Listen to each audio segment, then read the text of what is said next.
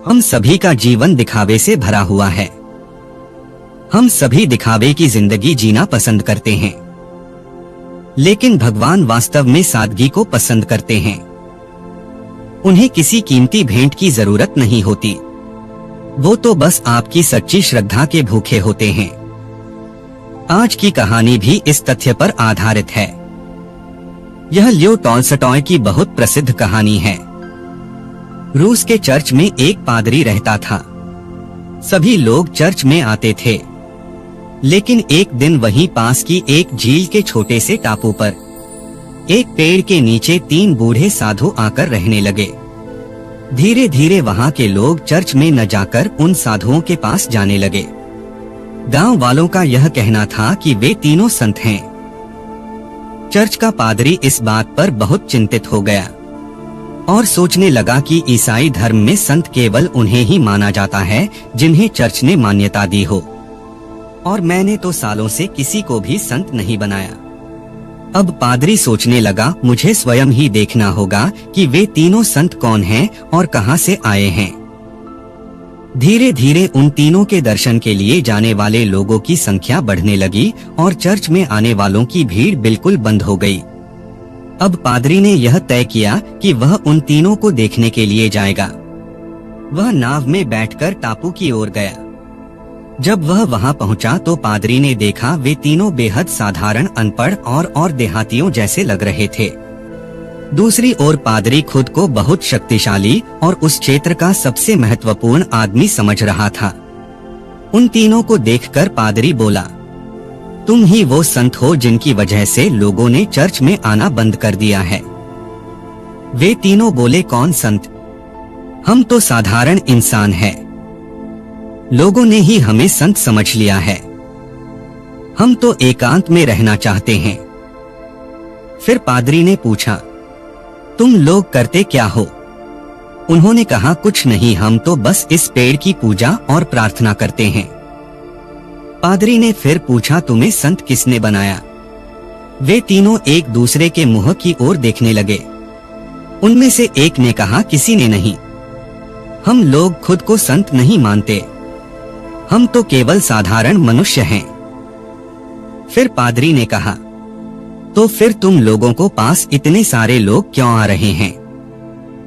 वे बोले, यह तो आप उन्हीं से पूछिए। हम तो उनको यहाँ आने के लिए मना करते हैं, लेकिन जितना हम मना करते हैं भीड़ उतनी ही ज्यादा बढ़ती जाती है। अब पादरी ने पूछा, तुम लोगों को चर्च की प्रार्थना तो आती होगी? तीनों साधु बोले, नहीं, हम तो अनपढ़ हैं।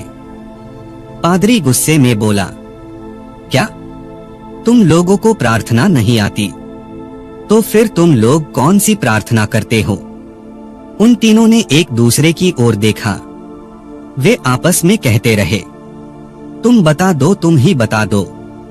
पादरी यह सब देखकर अपना आप खो बैठा। उसने कहा, तुम लोगों को प्रार्थना करना भी नहीं आता, कैसे संत हो तुम? वे बोले, दरअसल हम आपके सामने बहुत ही साधारण व्यक्ति हैं। हमें आपकी प्रार्थना समझ नहीं आती और वो हमें याद भी नहीं हो रही थी, इसलिए हम लोगों ने खुद ही एक प्रार्थना बना ली। यह सुनकर पादरी को गुस्से में बोला, क्या तुम लोगों ने खुद की ही प्रार्थना बना ली? प्रार्थना तो सर्वमान्य होती है, जो हजारों साल पुरानी होती है। तुमने अपनी ही प्रार्थना बना ली। तीनों साधु बोले, हमें माफ कर दीजिए, हम अनपढ़ ग्वार हैं।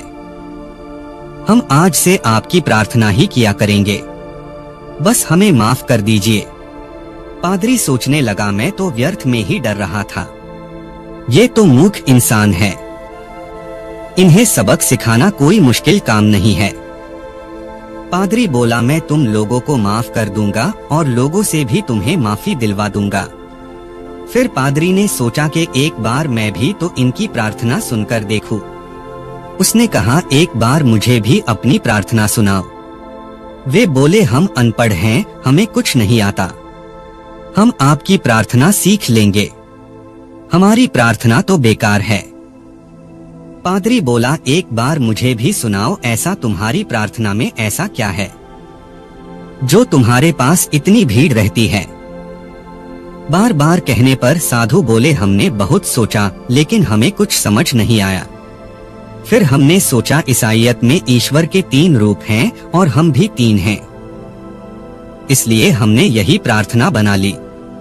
अगर आप हमारी प्रार्थना सुनेंगे तो हम पर हंसेंगे। और ये कहकर वे तीनों चुप हो गए। पादरी बोला, अरे नहीं हंसूंगा, सुनाओ।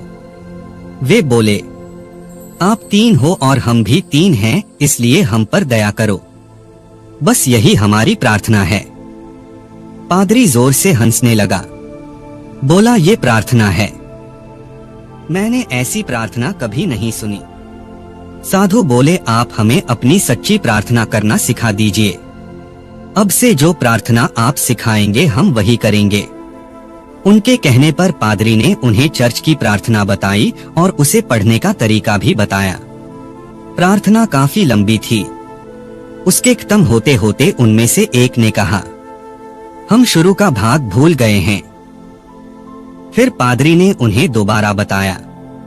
फिर वे आखिरी का भाग भूल गए।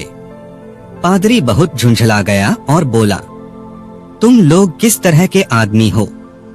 तुम एक छोटी सी प्रार्थना भी याद नहीं कर सकते। वे बोले, माफ करें लेकिन हम लोग अनपढ़ हैं और हमारे लिए इसे याद करना थोड़ा मुश्किल है। इसमें बहुत बड़े बड़े शब्द हैं, कृपया थोड़ा धीरज रखें। यदि आप इसे 2-3 बार सुना देंगे तो शायद हम इसे याद कर लेंगे। पादरी ने उन्हें 3 बार प्रार्थना सुना दी।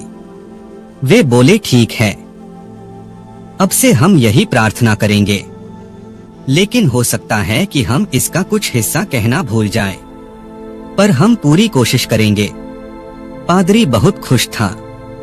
उसने मन में सोचा कि अब मैं लोगों को जाकर बताऊंगा कि वे जिन्हें संत कहते हैं उन्हें तो धर्म का कख भी नहीं आता और वे ऐसे मूर्खों के दर्शन करने जाते हैं। यह सोचते हुए वह नाव में जाकर बैठ गया। नाव चलने लगी और वह अभी झील में आधे रास्ते पर ही था कि उसे पीछे से उन तीनों साधुओं की पुकार सुनाई दी। उसने मुड़कर देखा। वे तीनों पानी पर भागते हुए नाव की तरफ आ रहे थे। उसे अपनी आंखों पर यकीन नहीं हुआ।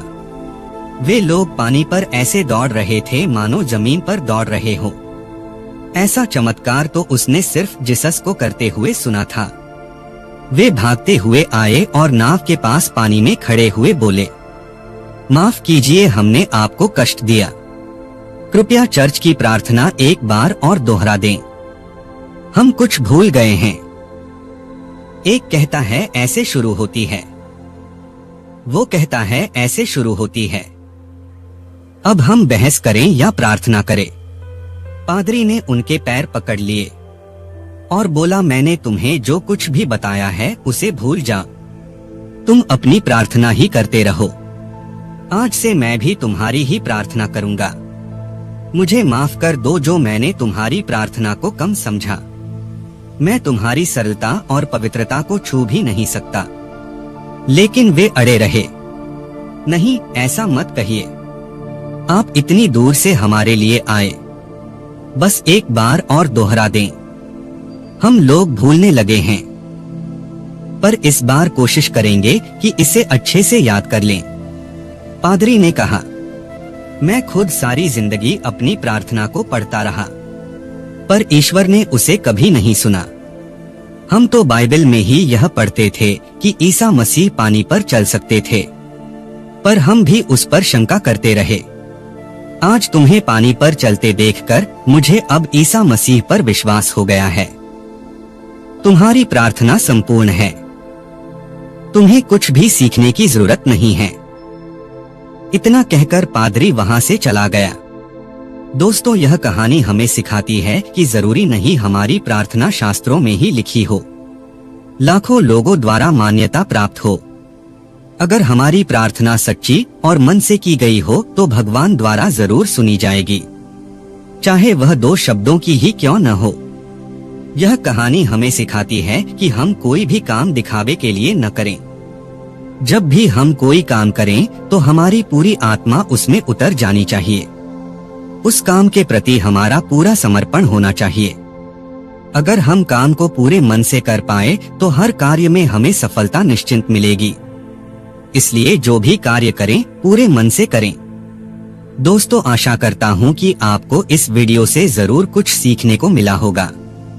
अगर आपको ये वीडियो पसंद आई हो तो वीडियो को लाइक और शेयर करें। अगर आप हमारे चैनल पर नए हैं तो चैनल को सब्सक्राइब करें। फिर मिलते हैं एक नई मोटिवेशनल कहानी के साथ। तब तक के लिए स्वस्थ रहिए, खुश रहिए। धन्यवाद।